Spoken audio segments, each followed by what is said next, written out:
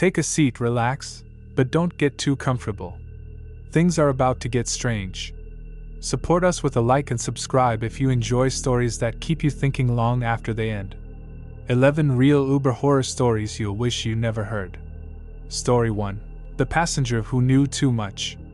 My name is Emily Carter, and I've been driving for Uber in Chicago for nearly 3 years. I'm 34, a single mom to a 6-year-old daughter, Lily, and we live in a modest apartment in Logan Square. After losing my job as a paralegal during a firm downsizing, Uber became my lifeline. Flexible hours let me drop Lily at school and pick her up, while the pay, though inconsistent, keeps us afloat. Chicago's a gritty city, its streets alive with stories, from the glittering loop to the shadowed alleys of the West Side. I've driven all types: rowdy Cubs fans, tired nurses, and tourists snapping photos of the bean. Night shifts are my bread and butter, despite the risks: drunk passengers, reckless drivers, or worse. But nothing could have prepared me for that freezing February night in 2024, when a routine pickup turned into a descent into terror, unraveling my sense of safety and leaving me haunted by a passenger who knew far more than he should.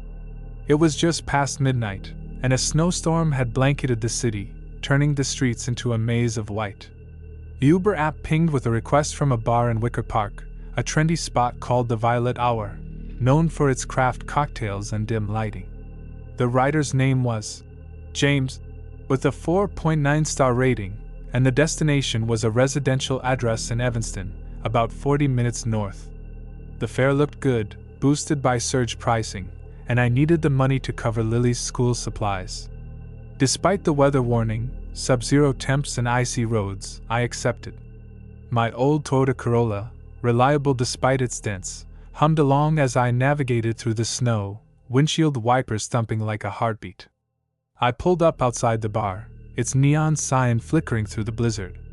A man emerged, mid-40s, wearing a black overcoat and a scarf that hid half his face. He carried a small leather satchel and moved with purpose, sliding into the back seat with a curt nod. "Evanston, right?" I asked, forcing a smile to mask my unease at the late hour. "Yeah," he said, his voice low, almost swallowed by the wind howling outside. I confirmed the address on the app, and we set off, the tires crunching through fresh snow, the city eerily quiet under its frozen shroud. The first few minutes were silent, save for the soft hum of the heater and the occasional squeak of the wipers. I'm used to quiet passengers, but something about James felt off. His posture was stiff, hands gripping the satchel, and when I glanced in the rearview mirror, his eyes were fixed on me, not the road, not his phone, but me. "Rough night to be out," I said, trying to break the tension. He didn't respond at first, then leaned forward slightly. "You're Emily, right? Lily's mom?" My stomach dropped. The app shows my first name, but Lily? I hadn't mentioned her ever. "How do you know that?"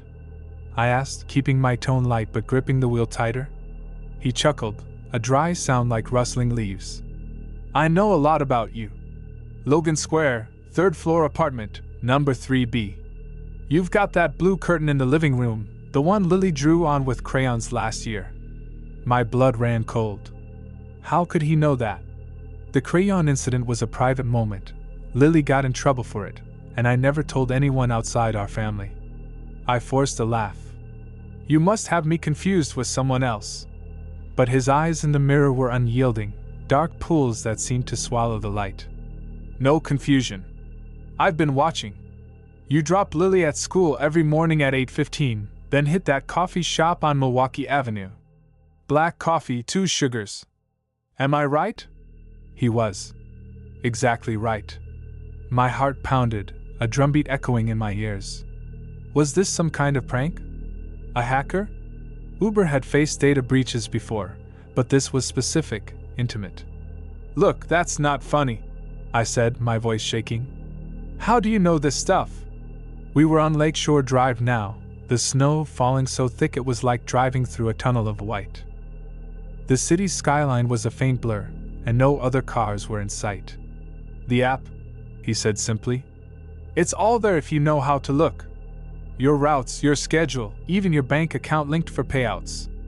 One click, And I see everything, your life, laid bare. Panic clawed at my chest. I thought about my phone, always on, sharing my location with Uber's servers. Drivers give up so much: GPS data, ride history, even access to contacts if you're not careful with permissions. Had I missed something? Signed some fine print? You're creeping me out, I said, eyes darting to the mirror. His scarf had slipped, revealing a thin smile that didn't reach his eyes. Creeping? I'm just being friendly. Like I was with your sister, Rachel. She's in Minneapolis now, right? Works at that bakery on Nicollet Mall. Rachel. My sister.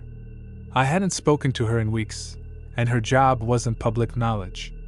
My hands trembled on the wheel, the car swerving slightly on the icy road. Stop it, I snapped. I'm ending this ride. I reached for my phone to cancel, but the app froze, the screen glitching with static. James leaned closer, his breath hot on the back of my neck. You can't end it. Not yet. You invited me in when you accepted the ride. His words sent a shiver down my spine, like a cold finger tracing my vertebrae. The snow thickened, visibility dropping to near zero. I slowed to a crawl, praying for an exit, but the highway stretched on, endless and desolate. He kept talking, his voice a steady drone that filled the car like poison gas. I know about your ex too. Mike. Left you when Lily was 2. Still calls sometimes, drunk, begging to see her. You block his number, but he uses new ones. My throat tightened. Mike's calls were a sore spot, private pain I buried deep. How are you doing this? I whispered, tears stinging my eyes. He ignored the question. And that time you forgot Lily at daycare last month? Got caught up at work, didn't you? She cried for an hour. Shame and fear twisted together. That was true, a mistake I'd never forgive myself for, but no one knew except the daycare staff. I considered pulling over, but the road was a sheet of ice, and the shoulder was invisible in the storm. My phone had no signal, damn the weather.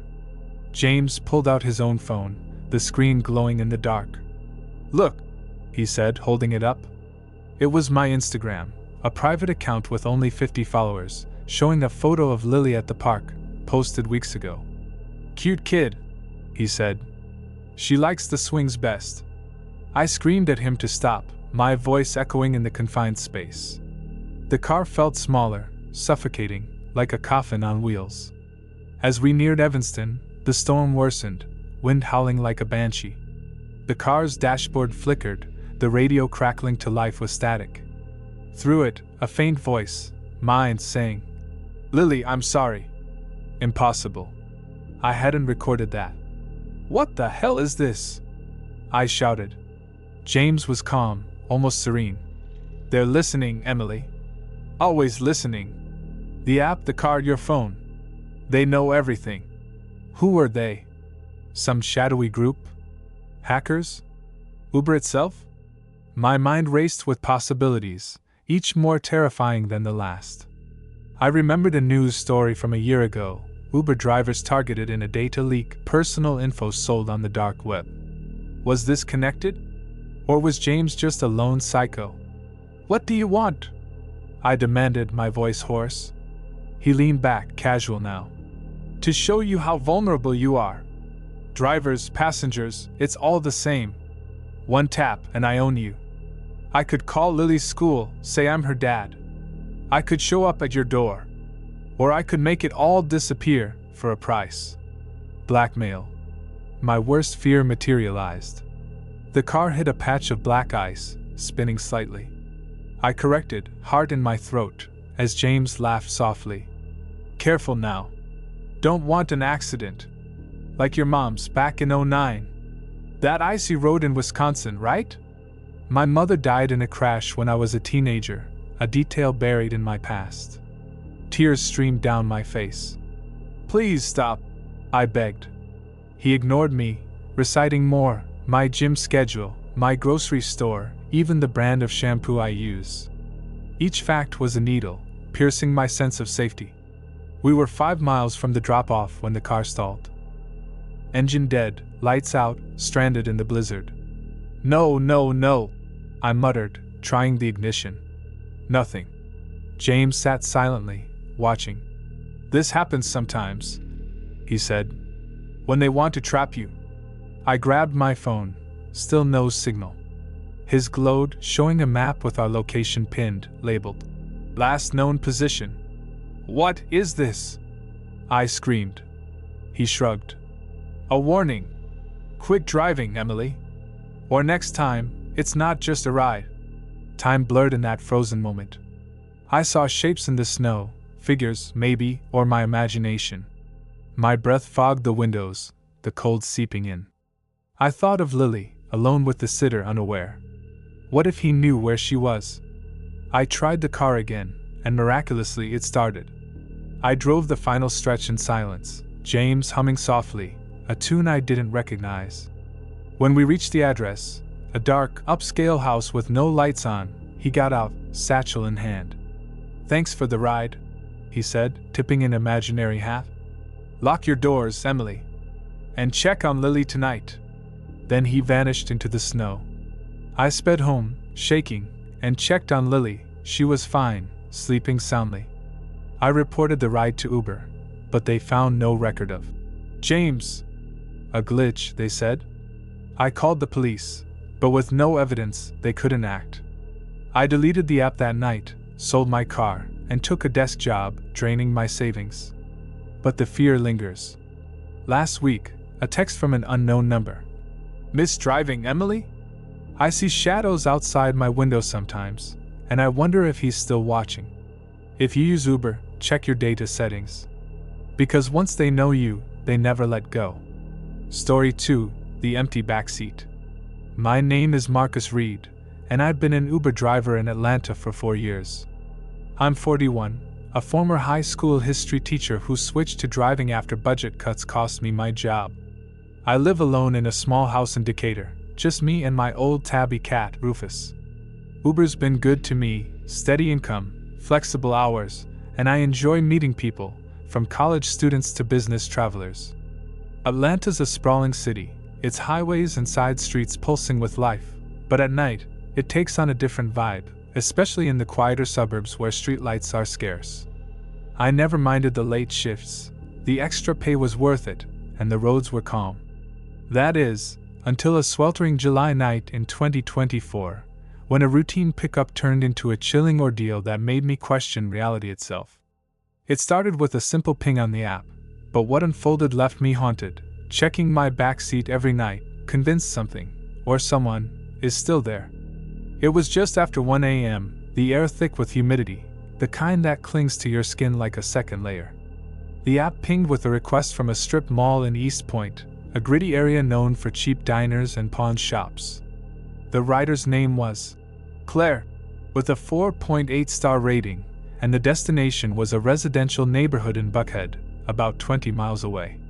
The fare looked solid, and I was low on cash after fixing my car's AC, so I accepted. My silver Hyundai Sonata rolled up to the pickup spot, a deserted parking lot outside a closed nail salon, lit only by a flickering neon sign. I waited, scanning for Claire, but no one appeared. The app showed the rider as arrived, so I honked lightly, figuring she was nearby. 5 minutes passed. No sign of her. I called the number on the app, straight to voicemail, a generic robotic message. Odd but not unheard of. Passengers sometimes flake. I was about to cancel when the back door opened, then closed with a soft thud. I turned, expecting to see Claire, but the back seat was empty. My heart skipped. Hello? I called, checking the mirror. Nothing. The car felt heavier though, like someone was there. I laughed nervously, maybe a glitch, a prank, or my tired eyes playing tricks. All right, Claire, you there? No response. The app still showed the ride as active, so I started driving, figuring she'd pop up or I'd sort it out later. As I merged onto I-85, the air in the car grew colder, despite the AC being off.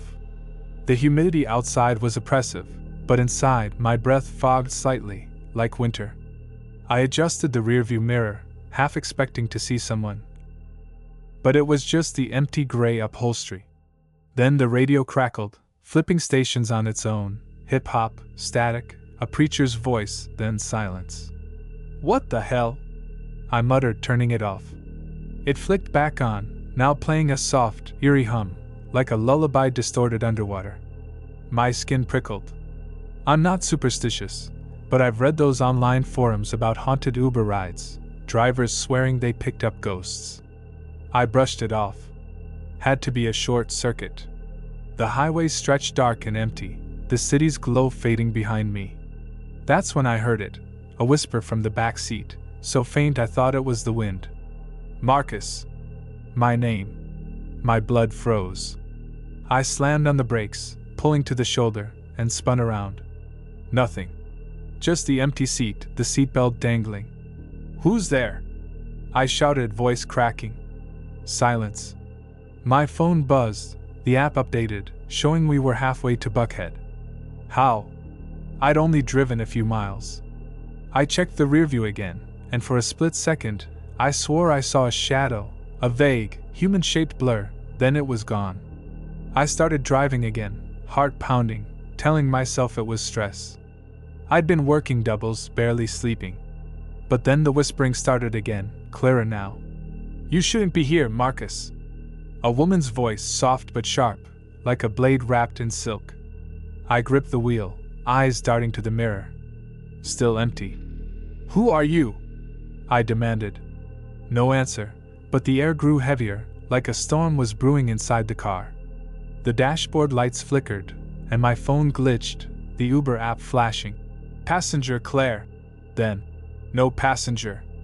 I tried calling support, dead signal. As we neared Buckhead, the whispers grew into a low chant, words I couldn't make out, like a prayer in a language I didn't know. The temperature dropped further, my fingers numb on the wheel. I remembered a story my grandma told me as a kid, about spirits lingering where they died, seeking help, or revenge. Ridiculous, I thought, but then the seatbelt in the back clicked, as if buckling itself. I swerved, nearly hitting the guardrail. "Stop it!" I yelled, voice echoing in the empty car. The radio blared again, now a woman's voice. "You didn't help me." My stomach churned. Help who? Claire? I thought back to a news article from a year ago. A woman killed in a hit-and-run near East Point, left in a parking lot. Could it be? No, that's crazy. But the details nagged. Young woman, late night, same area. The app pinged again, updating the destination to a cemetery in Buckhead, not the original address. "What the fuck?" I whispered. I tried to cancel the ride, but the app locked me out, forcing me to continue. The whispers grew louder, now a plea. "Find me, Marcus. Find me." My hands shook as I drove, the road signs pointing to Oakland Cemetery, an old, sprawling graveyard where Atlanta's elite were buried. The car felt alive, oppressive, like it was watching me. I smelled something new, rotting flowers, like a funeral wreath. The rearview mirror fogged up, and when I wiped it, I saw her, a woman, pale, with dark hair and hollow eyes, sitting in the back seat. I screamed, swerving again, but when I looked back, she was gone. The mirror was clear, the seat empty. My heart hammered so hard I thought it'd burst. "What do you want?" I begged. The voice answered close, like she was beside me. "Justice." I reached the cemetery gates, the iron bars looming in the fog. The app marked the ride as complete, but I couldn't move. The back door opened and closed again, no one visible. I sat there, frozen, as the whispers faded. My phone buzzed, a photo sent from an unknown number, showing a woman's face, bruised, eyes lifeless. The caption: Claire, 2023. Hit and run. Unsolved.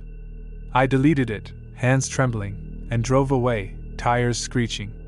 When I got home, I checked the news. There it was, Claire Thompson, 29, killed in East Point last year, case open. No suspect. I reported the ride to Uber. They said no record of Claire, or the cemetery drop-off. A glitch, they claimed. I quit driving that week, sold the car, and moved to a new place. But every night, I hear whispers when I try to sleep. Rufus stares at corners, hissing. And sometimes, in my new car, the back seat feels heavier, like someone's there. If you drive for Uber, check your back seat. Some passengers never leave. Story 3: The Route to Nowhere. My name is Javier Morales, and I've been driving for Uber in Miami for the past 5 years. I'm 39, a former construction worker who turned to this gig after a back injury sidelined me from heavy lifting. I live in a small duplex in Hialeah with my wife, Carla, and our 2 teenage sons. Miami's a vibrant city, neon lights, pulsing music, and tourists flooding the streets. But it has its dark corners, especially at night when the crowds thin out and the humid air feels heavy with secrets. I usually work evening shifts to avoid the daytime traffic, and I've seen my share of weirdos, partiers too drunk to talk, shady types with vague destinations. But nothing compares to that sticky August night in 2024, when a routine pickup spiraled into a nightmare that left me questioning whether I'd driven into another world. It started with a simple ping on the app, but the passenger and the route led me somewhere I can't explain, and the terror still clings to me like damp heat. It was just past 11 p.m., the city still buzzing but quieter in the suburbs. The Uber app pinged with a request from a strip mall in Westchester, a nondescript spot with a Cuban bakery and a laundromat. The rider's name was Elena, with a 4.6-star rating, and the destination was a residential address in Coral Gables, about 15 miles away. The fare was decent, and I needed the cash for my youngest son's soccer gear, so I accepted. My black Nissan Altima was freshly cleaned, the AC blasting to combat the muggy air. I pulled into the parking lot, the neon, abierto, sign from the bakery casting an orange glow. No one was there. I waited, checking the app. Elena's status showed arrived.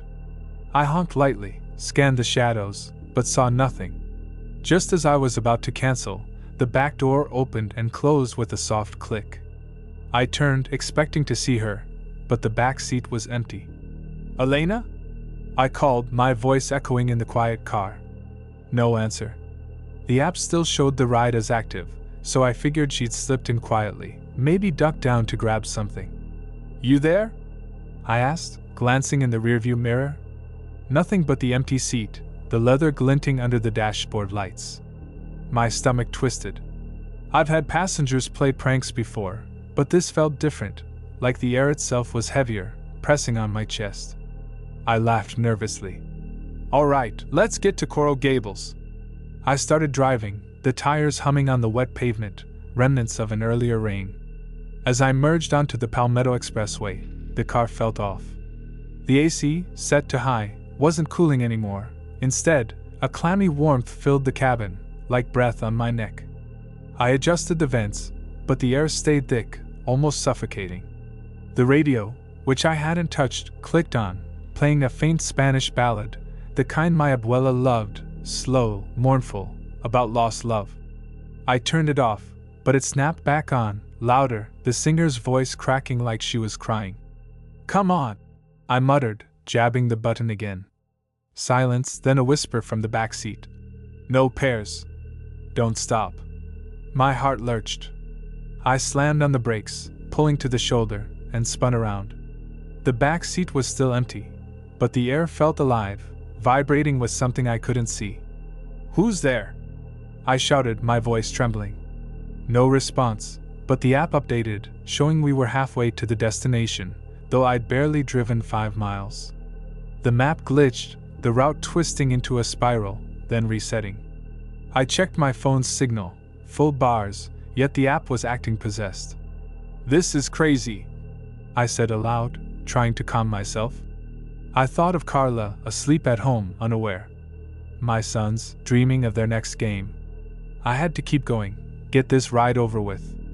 I started driving again, the highway stretching dark and endless, no other cars in sight, which was odd for Miami, even at this hour. The whispers returned, soft at first, then clearer, a woman's voice, low and urgent. Sigu, Javier. No Myers atroz. Keep going, don't look back. My name. My skin crawled. I gripped the wheel, eyes locked on the road, but the urge to check the mirror was overwhelming. I resisted, focusing on the yellow lines fading into the distance. The radio crackled again, now a news report from years ago. Tragic accident on the Palmetto Expressway. Young woman, Elena Ruiz, killed in a crash. No survivors. My blood froze. Elena? The same name? I remembered the story. Last year, a hit and run, a woman left on the road, case unsolved. Was this a coincidence? A sick joke? The car's dashboard flickered, the speedometer jumping, 60, 80, 100. I wasn't pressing the gas that hard. Slow down! I yelled, pumping the brakes, but the car didn't respond. The voice came again, closer, like she was leaning over my shoulder. You didn't stop for me. My heart pounded so hard I thought it'd burst. I wasn't there!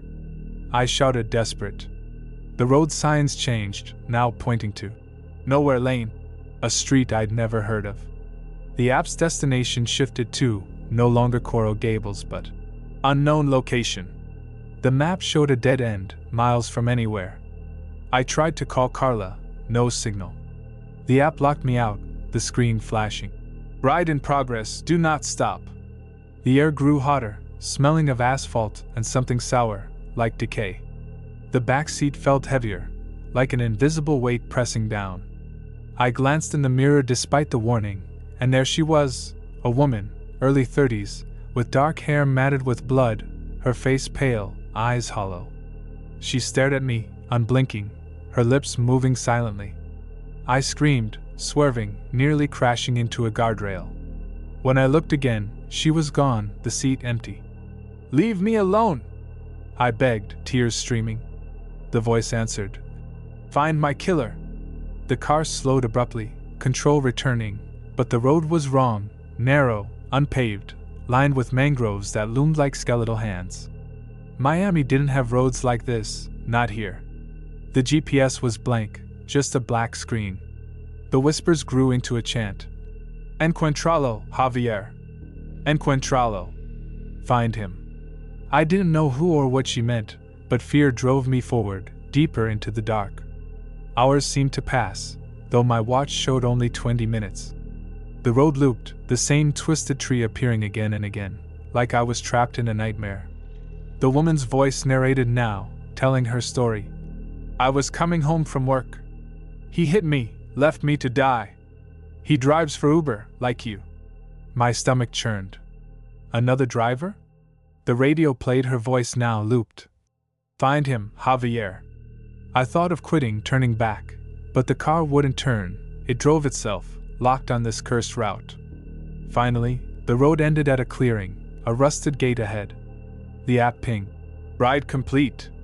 The back door opened and closed, the weight lifting.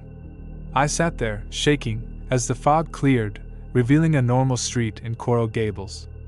I drove home, sobbing, and checked the news. Elena Ruiz, killed in 2023, hit and run on the Palmetto. No leads. Uber had no record of the ride, calling it a glitch. I reported it to the police, but they found nothing. I quit driving, took a job at a warehouse, but the whispers follow me. Last week, my new car's radio played that same ballad. And sometimes, at night, the back seat feels occupied. If you drive in Miami, watch your routes. Some lead nowhere, and take you with them. Story 4. The Man with No Face. My name is Aisha Thompson, and I've been driving for Uber in Seattle for the past 3 years. I'm 29, a part-time barista and aspiring photographer, living in a cramped studio apartment in Capitol Hill with my rescue dog, Milo. Seattle's a moody city, rain-soaked streets, misty hills, and a nightlife that ranges from hipster bars to tech bros blowing cash. Driving for Uber fits my schedule, letting me chase gigs and photo shoots while paying the rent. I've had all kinds of passengers, chatty drunks, silent commuters, even the occasional celebrity passing through. Night shifts are my preference, better tips, fewer traffic jams. But they come with risks, especially in the quieter parts of town where the fog rolls in thick. It was on one such night, a drizzly October evening in 2024, when I picked up a passenger who turned a routine ride into a waking nightmare. His presence felt wrong from the start, and by the end, I was left trembling, convinced I'd glimpsed something beyond human, a figure that still haunts my mirrors. The Uber app pinged at 10:45 p.m., a request from a dive bar in Fremont, a quirky neighborhood known for its troll statue and late-night crowds. The rider's name was listed as guest, which was unusual but not unheard of. Sometimes the app glitches or people use temporary accounts. The rating was blank, no stars, which raised a red flag, but the destination was a condo in 𝒃𝒄𝒄, about 15 minutes away, and the fare looked decent. I was saving for a new camera lens, so I accepted, figuring it was just a short trip. My blue Prius, adorned with a pine-scented air freshener, pulled up outside the bar, its neon sign buzzing faintly through the drizzle. I scanned the sidewalk, no one. The app showed guest as arrived, so I waited, headlights cutting through the mist. After a minute, the back door opened and closed with a soft thud. I turned, expecting to greet the passenger, but the back seat was empty. My heart skipped a beat. "Hello?" I called, checking the rearview mirror. Nothing but the dark upholstery, damp from the rain-soaked air.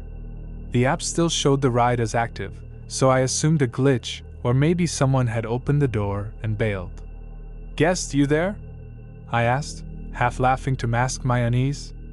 No response, but the air in the car shifted, growing colder, heavier, like someone was breathing just out of sight. I shook it off, late nights mess with your head, and started driving, the tires hissing on the wet pavement.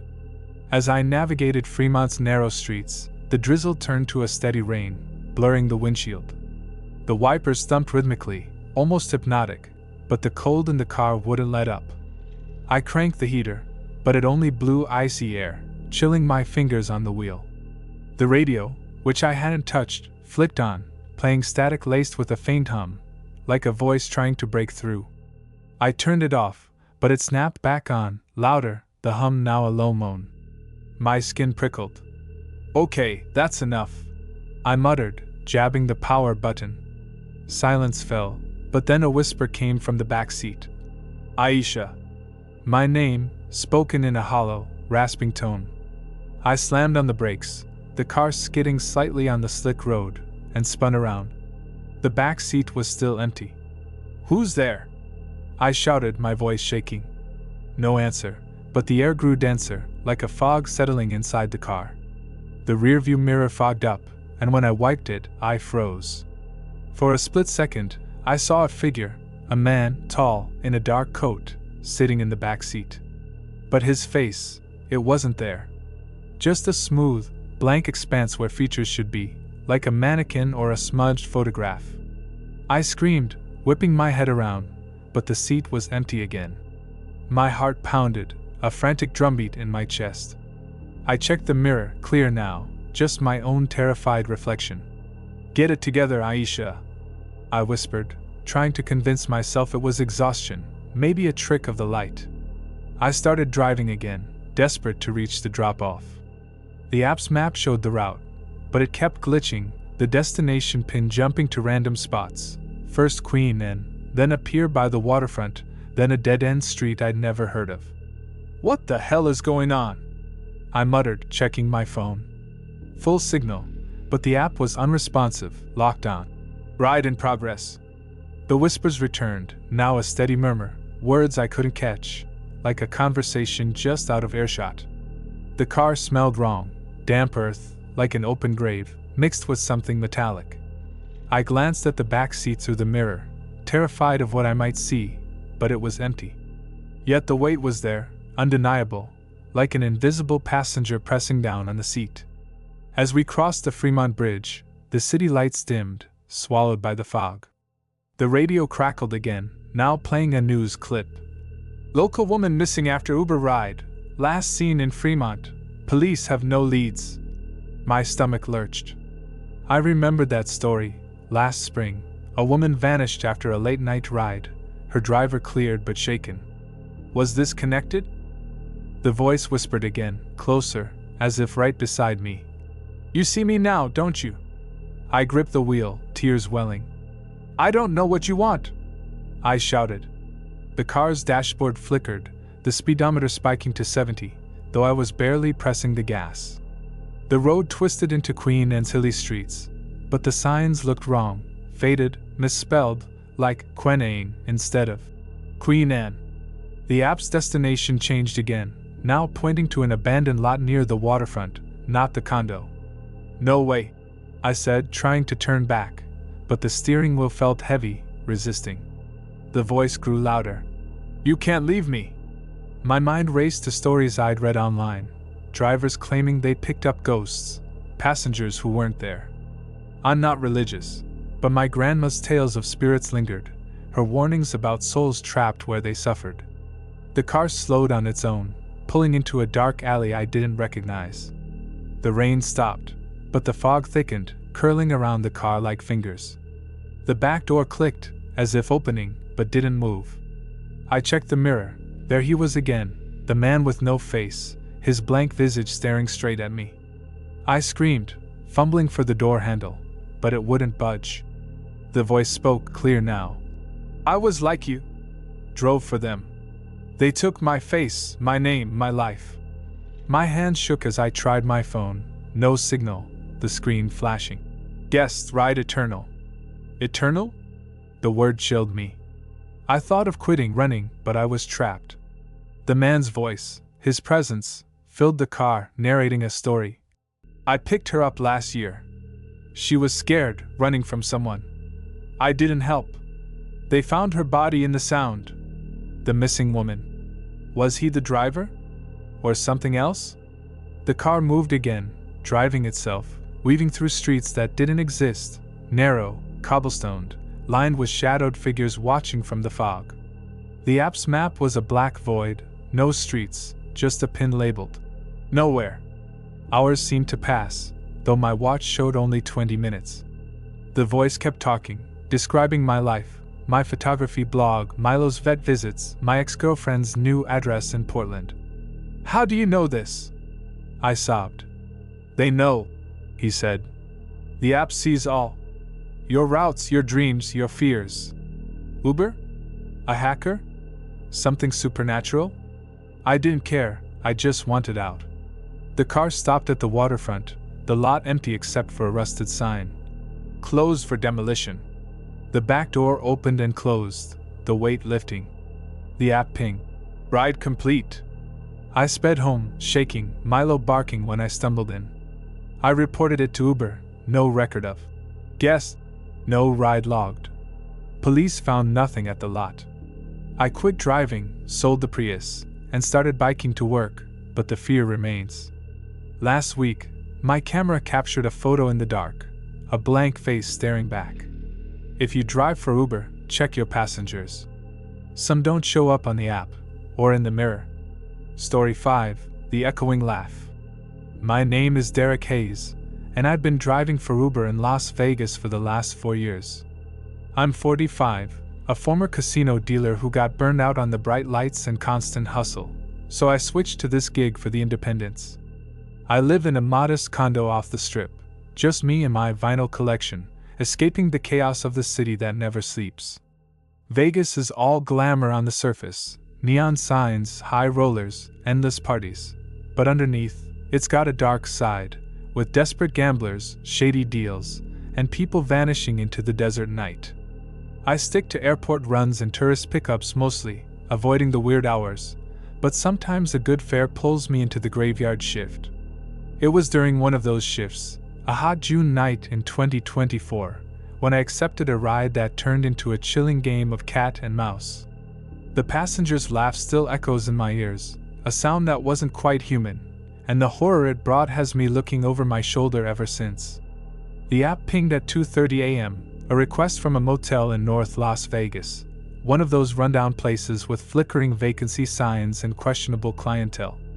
The rider's name was Victor, with a 4.7-star rating, and the destination was a warehouse district out near the Speedway, about 25 miles away. The fare was premium, surge pricing from some late-night event, and I needed the money after a slow week. My red Ford Escape, equipped with dash cams and pepper spray just in case, rolled up to the motel, the parking lot littered with empty bottles and cigarette butts. Victor was waiting outside, a stocky guy in his 50s, dressed in a rumpled suit like he'd been at the tables all night. He got in the back, reeking of cheap cologne and whiskey.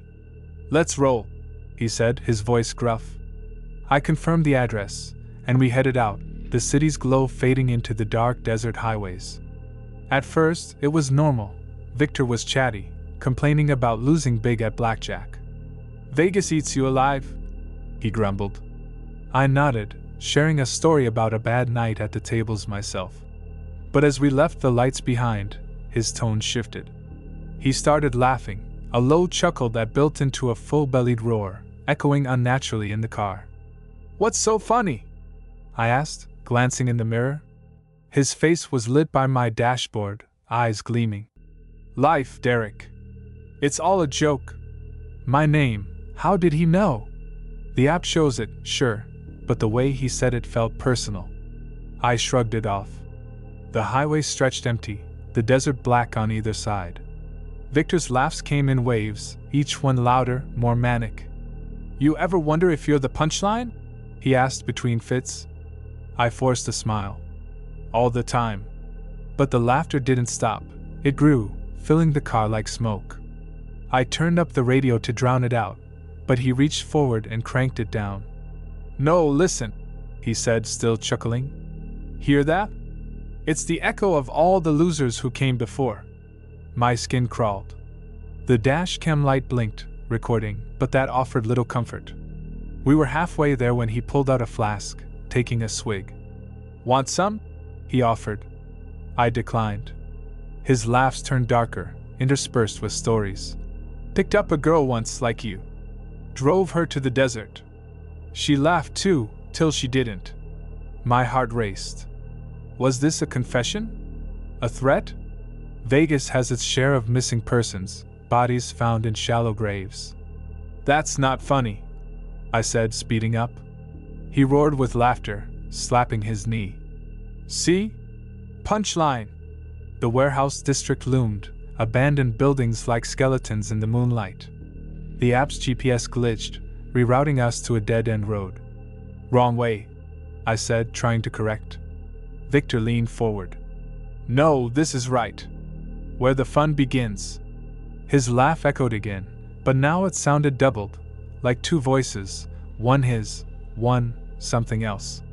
I checked the mirror, his face twisted in mirth, but his eyes were dead, empty. Panic set in. I considered stopping, kicking him out, but we were in the middle of nowhere. No signal on my phone.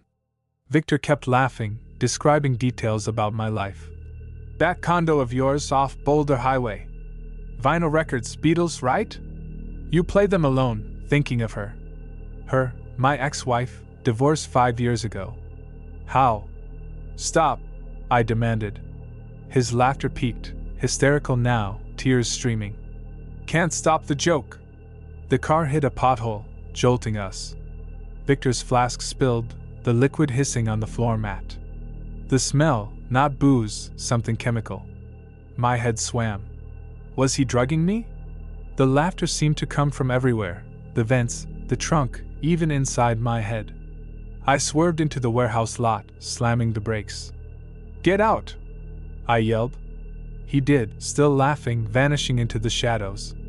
I drove away, heart pounding, but the laughter followed, faint in my ears. Home, I checked the dash cam. Video showed Victor, but audio was just static, no laughs. Uber had no record, glitch. Police laughed it off. But I hear it still, echoing at night. If you drive in Vegas, beware the laughing man. The joke's on you. Story 6, The Forgotten Fare. My name is Lena Vasquez, and I've been driving for Uber in Houston for about 2 years now. I'm 31, a single woman working as a nurse during the day and picking up extra shifts behind the wheel to pay off student loans. Houston's a massive city, sprawling freeways, humid air, and a mix of oil tycoons, immigrants, and everyone in between. My apartment is in Montrose, a vibrant neighborhood with street art and coffee shops. But the job takes me everywhere, from downtown high-rises to the shadowy outskirts. I've had my share of odd rides, forgetful passengers leaving wallets, flirty drunks, even a couple proposing in the back seat. But night shifts bring the real unpredictability, and on that muggy March night in 2024, I experienced something that shattered my sense of reality. It started with a forgotten phone, but it escalated into a terror that made me feel like I was being erased, piece by piece, with a passenger who refused to be forgotten. The app pinged at 12:15 a.m., a request from a club in Midtown, one of those trendy spots with thumping bass and valet parking. The rider's name was Sam, with a 4.9-star rating, and the destination was an apartment complex in the Heights, about 20 minutes away. The fare was good, boosted by late-night demand, and I was wrapping up my shift, so I accepted. My white Honda Civic, stocked with water bottles and mints, pulled up to the curb, where Sam was waiting, a lanky guy in his late 20s, dressed in jeans and a hoodie, looking a bit disheveled but harmless. He hopped in the back, mumbling thanks, and we set off, the city's humidity fogging the windows slightly. The ride started quietly. Sam scrolled on his phone, the glow illuminating his face. I asked if he wanted music, standard small talk, but he shook his head. About halfway there, as we cruised down I-10, he patted his pockets and cursed. "Shit, I left my phone at the club." I glanced in the mirror. His expression was panicked. "Want me to turn around?" I offered, though it'd mean extra time. He nodded vigorously. "Please, it's got everything on it."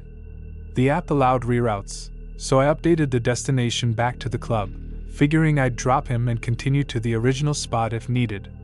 Little did I know, that decision would trap me in a loop of horror. We returned to the club, and Sam dashed out, promising to be quick. I waited, engine idling, watching partygoers stumble by. 5 minutes turned to 10, then 15.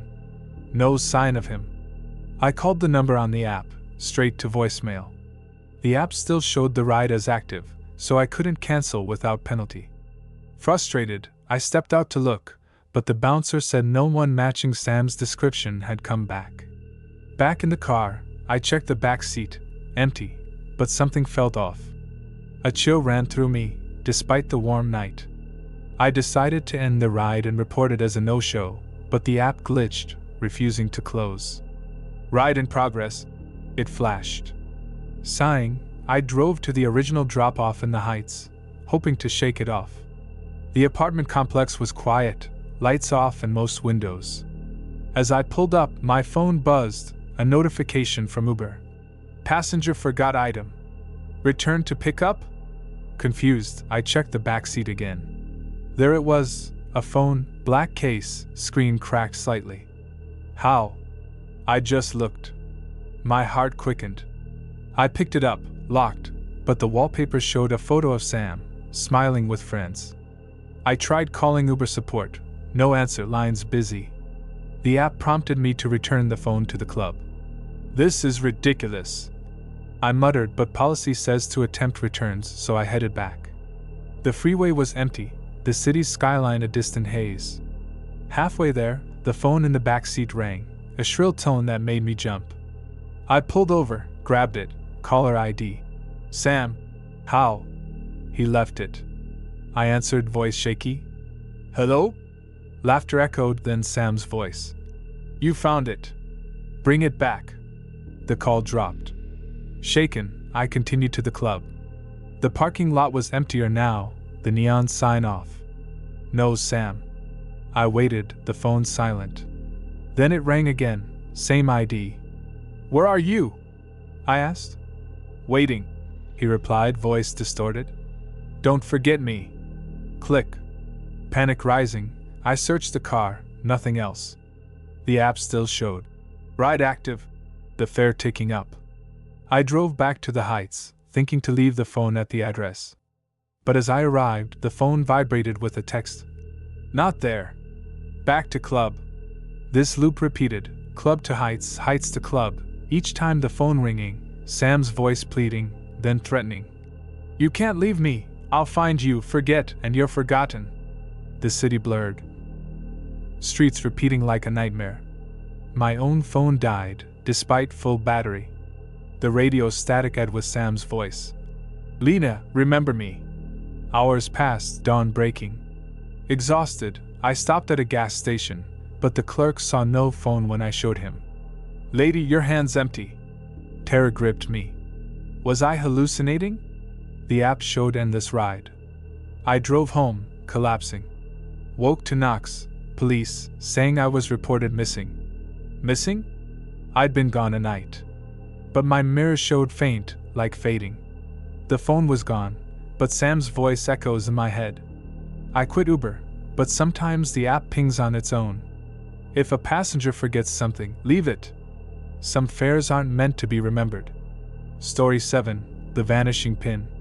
My name is Ryan Patel, and I've been driving for Uber in Phoenix for the last 3 years. I'm 36, a former retail manager who got tired of the corporate grind, so I traded fluorescent lights for the open road. I live in a small house in Tempe with my girlfriend, Mia, and our 2 parakeets.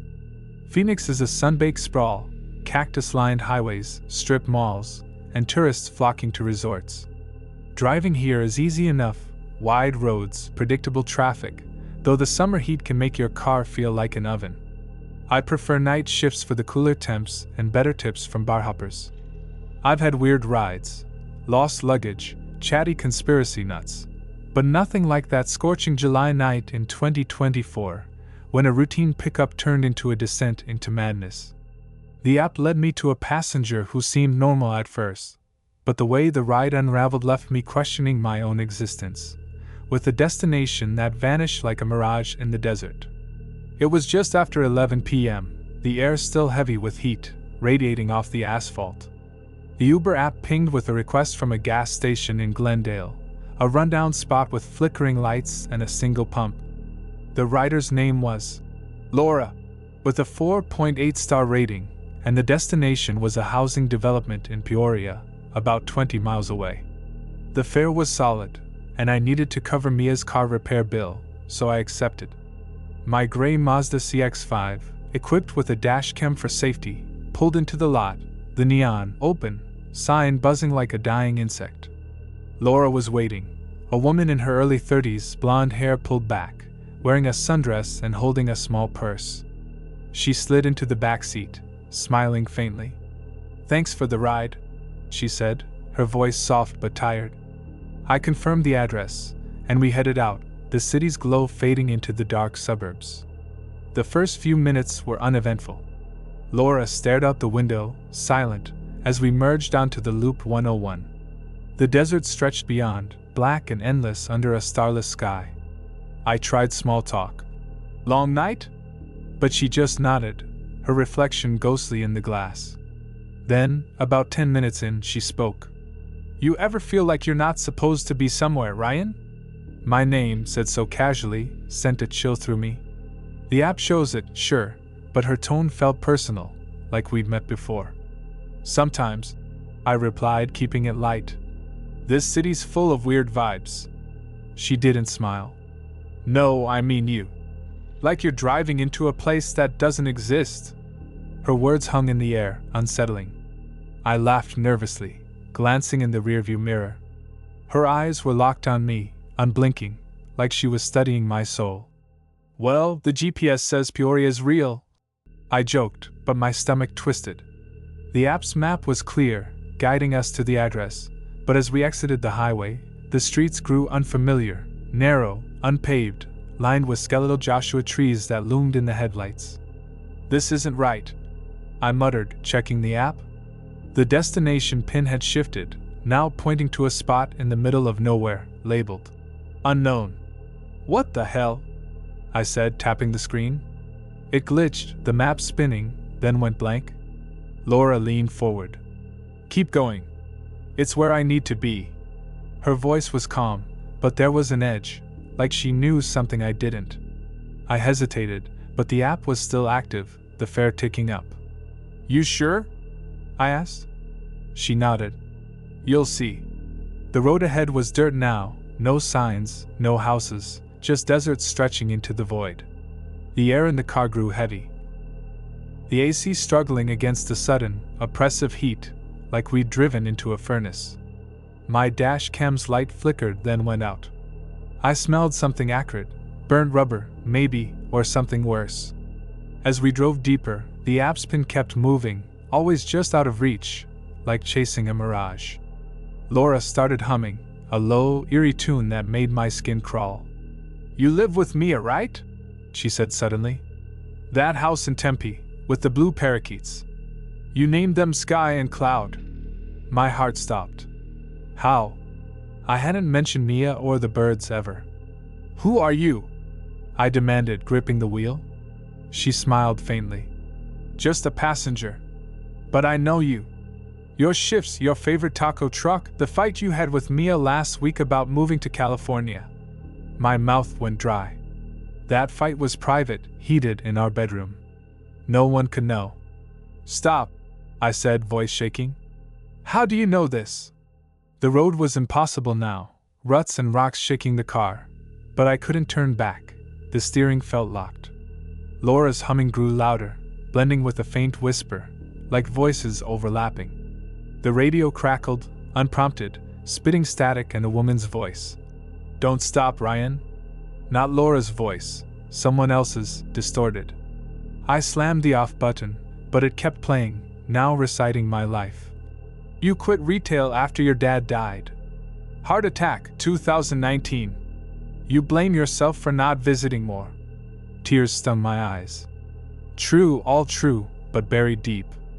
The pin moved again, now a mile ahead, in open desert. The app locked, showing "Ride Eternal." Eternal? Panic surged. I tried my phone, no signal. Laura's eyes in the mirror were different now, darker, like voids. "They see you," she whispered. "The app, the system, it's all connected. Every ride, every mile, they track you. They know." "Who? Uber? Hackers? Something else?" My mind raced to news stories. Data breaches, drivers stalked. But this felt bigger, unnatural. The car hit a rut, jarring me. The air smelled of dust and decay, like an old grave. Laura spoke again. "I was like you once. Drove for them. Took a ride out here years ago. Never came back." My blood froze. "What?" She leaned closer, her breath cold on my neck. "They take drivers, Ryan. The ones who see too much. Like you're about to." The headlights flickered, revealing a shape ahead, a rusted car, half buried in sand, identical to mine. My heart pounded. Was this a trap? I slammed the brakes, but the car kept moving, pulled forward. The radio screamed now, a cacophony of voices chanting my name. Laura's humming stopped, replaced by a laugh, cold, hollow, not hers. I checked the mirror. She was gone, the back seat empty. But the weight remained, heavy, alive. The 𝒂𝒗𝒄𝒆 vanished, the screen black. The car stopped at the rusted wreck, engine dying. Silence, then a whisper from nowhere. "You're here." I grabbed my flashlight, stumbled out, and checked the wreck, empty. But the license plate was mine, dated 2024. Sobbing I ran, the desert swallowing my screams. Hours later, a trucker found me on the highway, delirious. Police said no car, no Laura, no record of the ride. Uber called it a glitch. I quit, moved to a new place, but my phone pings sometimes, showing a pin in the desert. If you drive for Uber, trust your GPS, but not too much. Some routes lead to nowhere, and they keep you there. Story 8. The Voice in the Static. My name is 𝒘𝒉𝒄𝒄, and I've been driving for Uber in Denver for the past 2 years.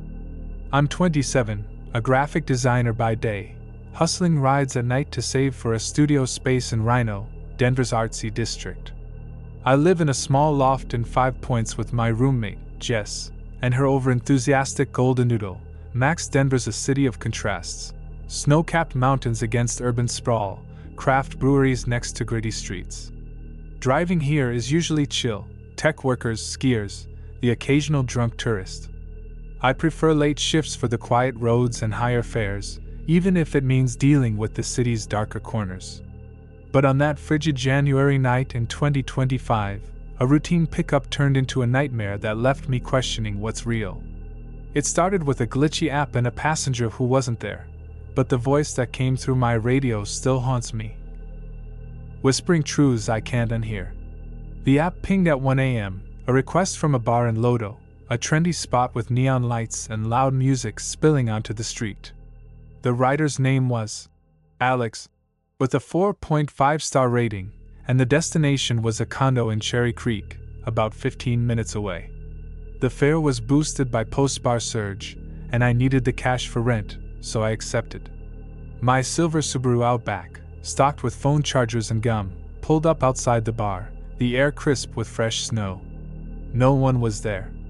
The app showed Alex as arrived, so I waited, scanning the crowd of stragglers.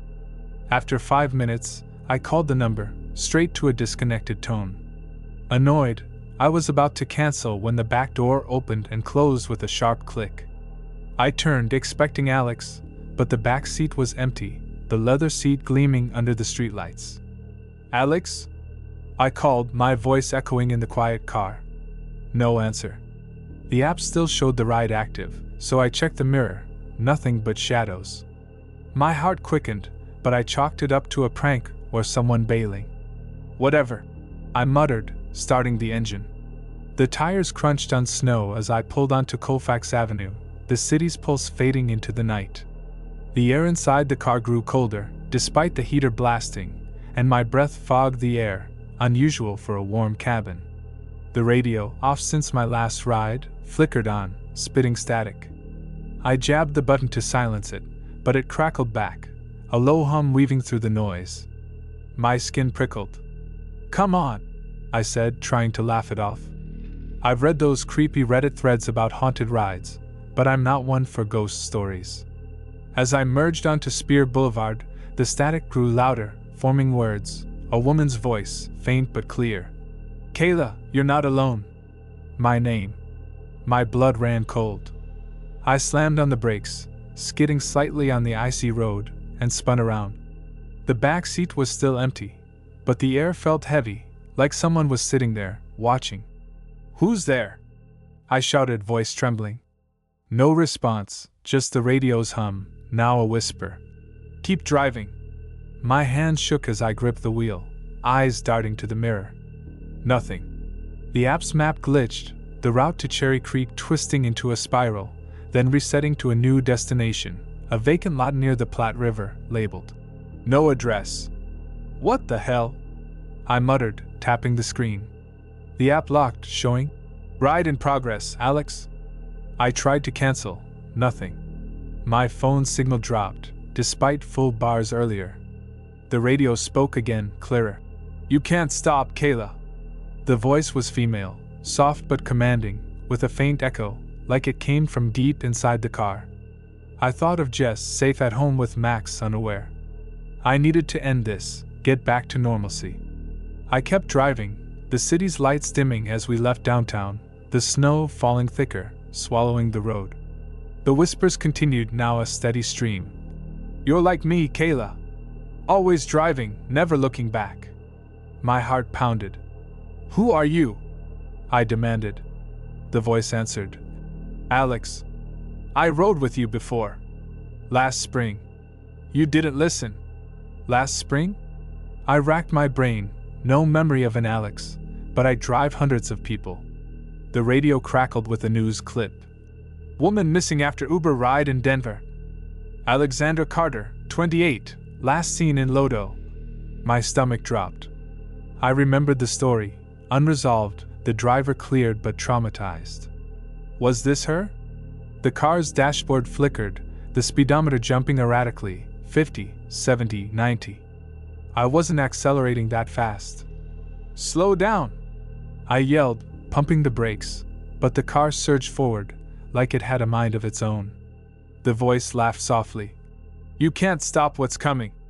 The air smelled wrong, damp, like river water, mixed with something sour, like decay. The back seat felt heavier, the seatbelt clicking as if buckling itself. I glanced in the mirror, terrified, and saw her, a woman pale, with wet hair clinging to her face, eyes wide and glassy. She was there, then gone, the seat empty again. I screamed, swerving, nearly hitting a snowbank. "Leave me alone!" I begged, tears streaming. The voice replied, "Find me, Kayla. Find where I went."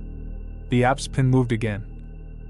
Now deep in the industrial district, a place of rusted warehouses and abandoned lots. The streets were wrong, names I didn't know, signs faded or blank. The radio chanted my life. Your loft in 5 points, Jess's dog Max, your art on Instagram, the fight with your mom last Christmas. Private moments exposed. How? I sobbed. They know, the voice said. The app sees everything, your routes, your secrets, your fears. Was it Uber? A hacker? Something else? I remembered a data breach rumor, driver's info sold online, but this felt personal, supernatural.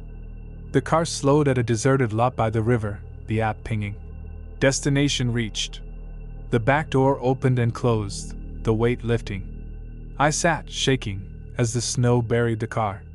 My phone buzzed, a photo from an unknown number, showing a woman's body by the river, eyes open. Caption: Alex 2024. Unsolved. I deleted it, sobbing. I drove home, reported it to Uber, no record of Alex, no ride logged. Police found nothing at the lot. I quit driving, took a barista job, but the radio in my new car hums sometimes, whispering my name. If you drive for Uber, listen to the static. It might be trying to tell you something, or someone. Story 9. The Doppelganger's Ride. My name is Jordan Lee, and I've been driving for Uber in Boston for the past 3 years. I'm 33, a freelance writer scraping by with gigs about local history, living in a cramped walk-up in the Back Bay with my cat, Whiskers. Boston's a city steeped in the past, cobblestone streets, revolutionary ghosts, and a chill that seeps into your bones during winter. Driving here is a mix of chaos, traffic jams in the Big Dig tunnels, rowdy Sox fans, and tourists lost in the winding roads. I take night shifts to avoid the rush hour madness and catch up on podcasts while cruising. I've had creepy rides, silent passengers, odd requests, but nothing prepared me for that misty April night in 2025, when I picked up a passenger who looked exactly like me. It started as a double take, but by the end, my identity was unraveling, and the horror of seeing myself in the backseat still makes me avoid mirrors. The app pinged at 10:30 p.m., a request from a pub in Fenway, one of those dive bars packed with post-game crowds. The rider's name was J. Lee, which caught my eye, same initials, but common enough. The rating was 4.9 stars, and the destination was an address in Allston, about 20 minutes away. The fare looked good, and I needed money for rent, so I accepted. My black Volkswagen Jetta, with its faint coffee stain on the dash, pulled up outside the pub, the neon, open, sign reflecting off puddles from an earlier rain. A figure emerged from the shadows, a man in a gray hoodie, jeans, and sneakers that looked worn. He slid into the back seat, and when I glanced in the mirror to greet him, my heart stopped. He looked just like me, same dark hair, same stubble, same hazel eyes staring back with a knowing smirk. "Evening," he said, his voice a perfect echo of mine, down to the slight Boston accent. I blinked, convinced it was a trick of the light or fatigue. J. Lee?" I asked, confirming. He nodded. "That's me. Let's go." Shaken but dismissing it as coincidence. Doppelgangers exist, right? I started driving, the tires hissing on the wet pavement. The city was alive with post-game traffic, horns blaring, but inside the car, silence fell heavy. I tried small talk. "Sox win tonight?" He chuckled, a sound that sent shivers down my spine, identical to my laugh. "Nah, blew it in the 9th. You a fan?" I nodded, glancing again. Up close in the mirror, the resemblance was uncanny. Same nose, same jawline, even the small scar on my chin from a childhood fall. "You look familiar," I said, half joking. He met my eyes in the mirror. "Do I? Maybe we've met before." The drive continued, but unease grew. As we crossed the Charles River, the fog rolled in thick, blurring the skyline.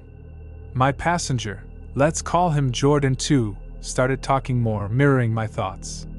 "You write about history, right?" That piece on Paul Revere's ride was solid. My stomach nodded. My articles are on a niche blog, not widely read. How do you know that? I asked, voice tight. He shrugged. Saw it online. You should write more about ghosts. Boston's full of them. The fog thickened, the road ahead hazy. I checked the app. The route was clear, but the passenger photo was blurry, almost like my own profile pic. About halfway there, he pulled out a phone, identical model to mine, same cracked screen.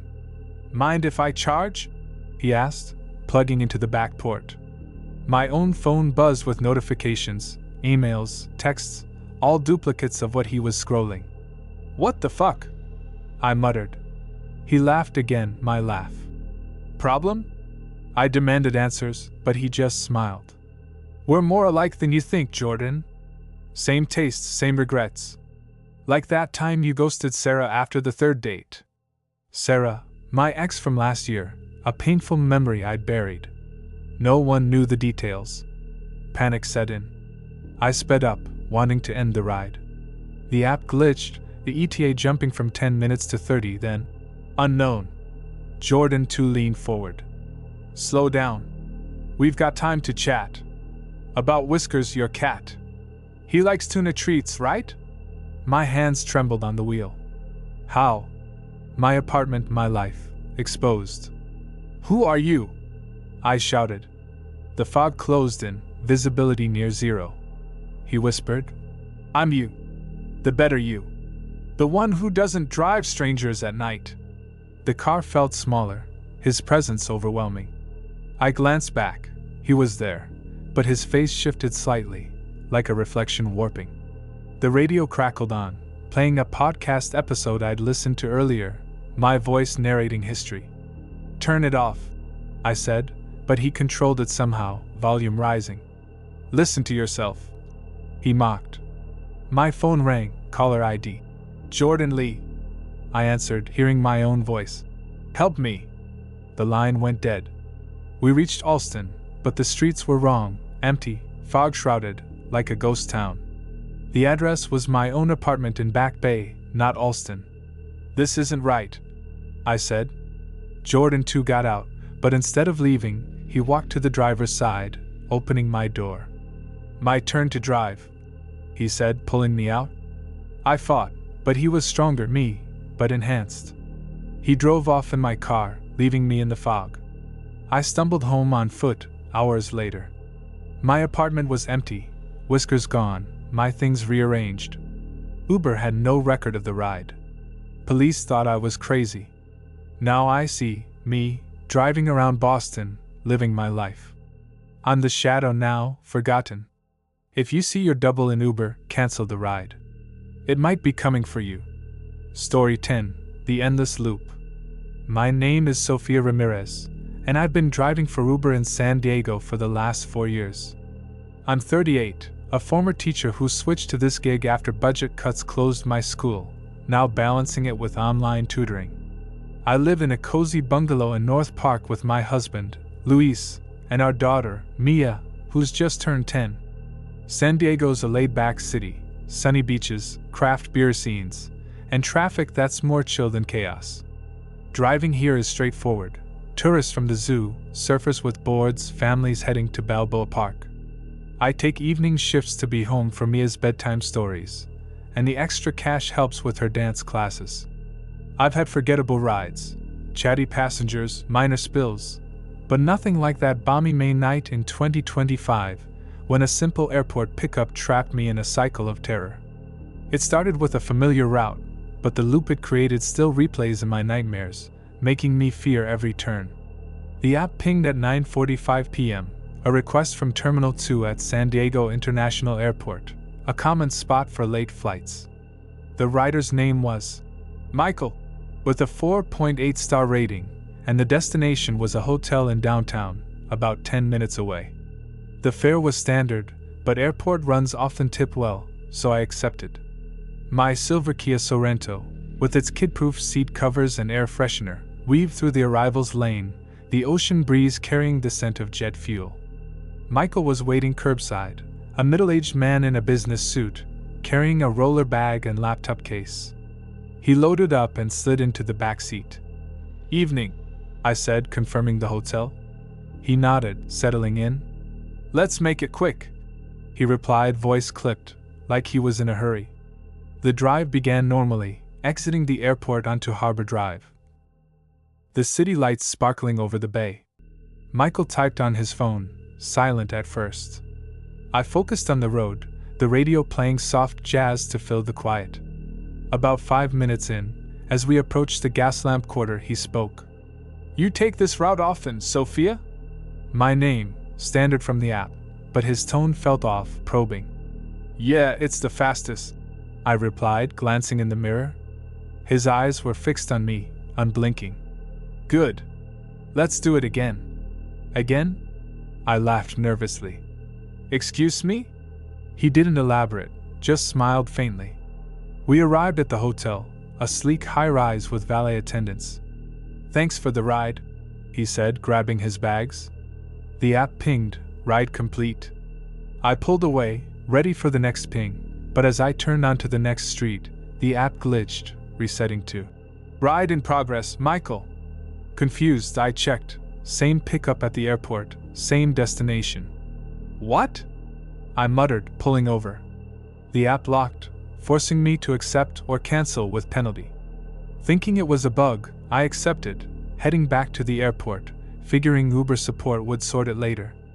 At Terminal 2 again, Michael was waiting, same suit, same bags, same spot. My heart skipped. "This can't be," I whispered, but he got in, repeating, "Let's make it quick." The drive replayed, same route, same jazz on the radio, same question. "You take this route often, Sophia?" But now his smile was wider, knowing. We arrived at the hotel, he got out, app ping complete, then reset. The loop began. Third time, back to airport, Michael waiting. "Again?" I asked, voice shaking. He nodded. "Always." The city felt different, streets repeating, cars identical, lights syncing in patterns. My phone's clock stuck at 10 p.m. Calls to Luis went to voicemail, repeating, "I'm home with Mia." The radio played the same song, looped. Fourth loop, I tried a different route, but the app rerouted me, streets shifting like a maze. Michael talked more. "You love Mia's dance recitals, right?" "Luis is cooking." "Private details." "How do you know?" I demanded. He laughed. "We've done this before. You forget each time." Panic built. Fifth loop, I refused to pick him up, but the car drove itself, doors opening. Michael whispered, "You can't break the cycle." The bay's water looked darker, waves lapping like whispers. Sixth, I screamed for help at the hotel, but valets ignored me, like ghosts. Seventh, Michael revealed, "I died on this route last year. Hit and run. Now you're stuck reliving it." I remembered a news story. Passenger killed after Uber drop-off.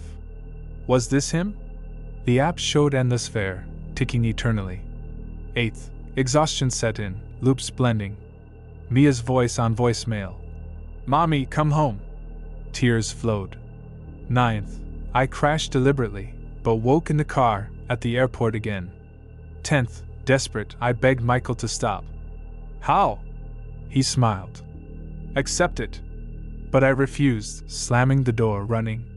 The fog cleared, time moved. Home, Luis worried. I'd been gone hours, not minutes. Uber no record.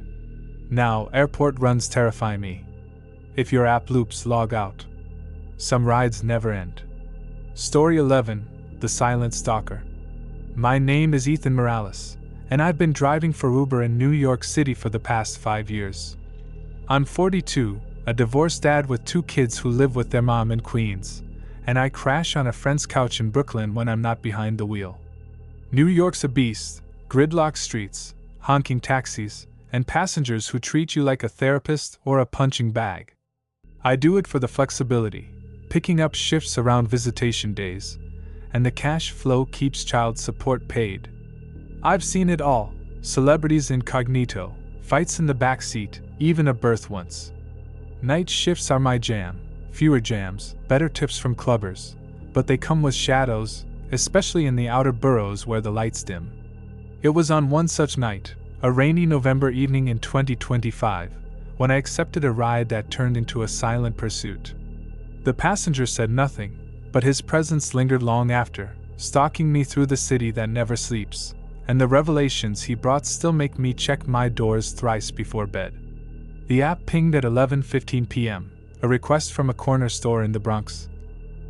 One of those bodegas with barred windows and flickering lotto signs. The rider's name was anonymous, which raised an eyebrow. Uber allows guest accounts, but it's rare. No rating shown, but the destination was a residential block in Manhattan, about 30 minutes away, and the fare surged with the downpour. I needed the money for Mia's birthday gift. My daughter turns 12 soon, so I accepted. My old Honda Accord, with its duct-tape side mirror and Pine air freshener, splashed through puddles to the pickup spot. A figure stood under the awning, hooded against the rain, hands in pockets. He slipped into the back seat without a word, water dripping from his coat. "Manhattan, right?" I asked, confirming. He nodded once, face shadowed. The app showed the ride active, so I pulled out, wipers slashing across the windshield like knives. The silence was thick from the start. I'm used to quiet riders, but this felt deliberate, oppressive, like he was listening to my every breath. I tried the radio, static, then a weather report warning of floods. He reached forward without asking and turned it off, his gloved hand brushing the knob. My skin prickled. "Bad reception," I muttered, but he didn't respond. As we hit the Cross Bronx Expressway, traffic crawling, I glanced in the mirror. His hood was still up, eyes hidden, but I caught a glint, maybe glasses. The rain hammered the roof, amplifying the quiet inside. About 10 minutes in, my phone buzzed, not the app, but a text. "Watch the road, Ethan," from an unknown number. My heart jolted. How? I hadn't given my number. "You okay back there?" I asked, voice steady but mind racing. No answer. Another text. "Your kids are safe. For now." Kids? Panic surged. I pulled over to the shoulder, horns blaring around me. "What the hell is this?" I demanded, turning. He sat motionless, silent. I checked my phone, texts gone, like they'd never been. Was I imagining? The app urged. "Continue ride." So I drove on, hands shaking. The highway stretched, the city a blur of lights through the rain. He finally spoke, voice low, almost a whisper. "You drive a lot at night." Statement, not question. I nodded, eyes on the road. "Pays the bills." He hummed agreement. "Sophia and Mateo, right? Your kids?" "She likes ballet, he plays soccer." My blood froze. "Names, activities, private?" "How do you know that?" I snapped. Silence again. "My ex keeps their schedules locked down. I don't post online." Another text. "We know everything." Paranoia set in. Was he a hacker? A stalker? Uber data breaches happen, ratings, routes, but personal info? We crossed the Harlem River, Manhattan looming. He shifted, pulling out a tablet, screen glowing.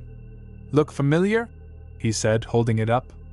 A photo, me dropping the kids at school last week. "Stop this," I begged. He pocketed it. "Can't. You're in the game now." "What game?" The destination neared, a quiet street in Hell's Kitchen, brownstones dark. But the app rerouted back to the Bronx. "Glitch," I said, but he smiled, first time, teeth gleaming. "No glitch. Loop until you learn." "Learn what?" I tried canceling, app froze. "Police?" No signal. He talked more, voice monotone. "Drivers like you, anonymous, perfect targets. We watch, wait, strike." The rain intensified, flooding streets. Second loop, back to bodega, but he didn't get out. "Drive," he commanded. Details poured, my address, Luis's job, Mia's school friends. "Why?" I sobbed. "Because you can. Power, control." Third loop, tried escaping, but doors locked, car drove itself. he revealed. I was a driver once. Picked up the wrong fare. Now I'm them.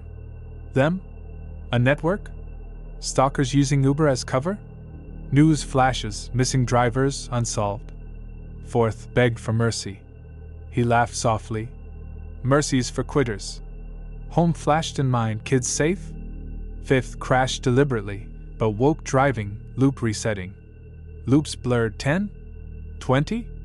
Time stopped, rain eternal. He whispered threats. Tell Sophia to lock her window. My daughter. Rage boiled, but he was untouchable. Finally, at the hotel, original drop-off, he got out. Game over, he said, vanishing into rain. I drove home, shaking. Checked kids, fine, but spooked. Uber no record. Police skeptical. Changed numbers, locks. But texts come. Watching. I quit, but shadows follow. If a passenger knows too much, cancel. Silence can be deadly.